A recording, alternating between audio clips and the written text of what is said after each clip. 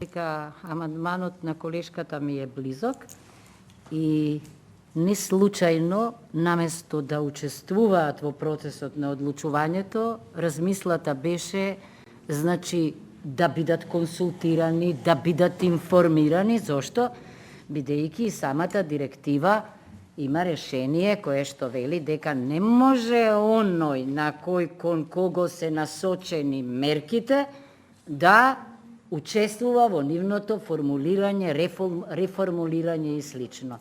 Бидејќи тогаш се разбира кога е интересот во прашање, заштитните мерки ќе бидат споредни и мислам дека е вашето објаснување на линија на тоа дека е добро да се не може да се негираат целосно, но не може да бидат актери во процесот на одлучувањето. И затоа сакав да кажам дека го поддржувам амандманот.